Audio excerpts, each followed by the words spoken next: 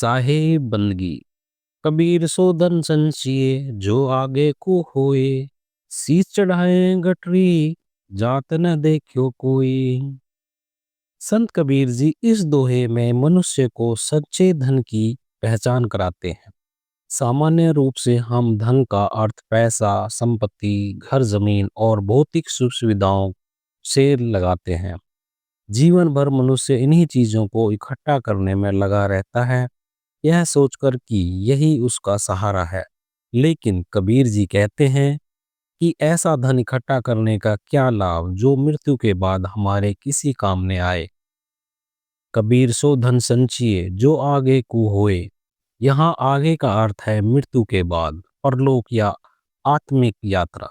कबीर जी कहते हैं कि वही धन संचित करना चाहिए जो आगे भी साथ जाए। वह धन कोई सोना चांदी या रुपया पैसा नहीं, बल्कि हमारे कर्मों का धन है। सत्कर्म, सेवा, सच्चाई, दया, प्रेम और भक्ति, यही वह पूंजी है जो इस शरीर के नष्ट होने के बाद भी आत्मा के साथ चलती है। दूसरी पंक्ति में कबीर जी बहुत गहरी सच्चाई कहते हैं। शीश चढ़ाए गठरी जात न देखे कोई। इसका अर्थ है कि कोई भी व्यक्ति अपने सिर पर धन की गठरी बांधकर इस संसार से जाते हुए नहीं देखा गया। चाहे राजा हो या रंग, अमीर हो या गरीब, मृत्यु के समय सब कुछ यहीं छूट जाता है। न धन साथ जाता है, न पद, न सम्मान, न रिश्ते। केवल हमारे किए हुए कर्म ही हमारे साथ जाते हैं।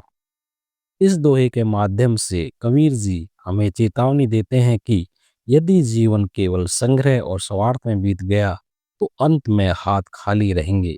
धन का उपयोग गलत नहीं है, लेकिन उस पर आसक्ति और अहंकार बांध लेना आत्मिक पतन का कारण बनता है। यही उसी धन से हम किसी भूखे को भोजन दें, दुखी को सहारा दें, किसी के जीवन में प्रेम और आशा भरें, तो वही धन सत्कर्म बन जाता है। आज के समय में यह दोहा और भी अधिक प्रासंगिक है। लोग दिन रात दौड़ रहे हैं और अधिक कमाने में और अधिक जमा करने के लिए, लेकिन भीतर शांति नहीं है। कबीर हमें याद दिलाते हैं कि असली अमीरी बैंक बैलेंस में नहीं, बल्कि निर्मल मन और अच्छे कर्मों में है। इसलिए कबीर जी का संदेश स्पष्ट है। धन कमाओ लेकिन धर्म के साथ, संग्रह करो लेकिन करुणा के साथ, जीवन जियो लेकिन यह याद रखकर कि अंत में केवल कर्मों की गठरी ही साथ जाएगी। इस दोहे का सार यही है कि सच्चा धन वही है जो आत्मा को ऊंचा उठाए और मृत्यु के पार भी हमारा साथ बने।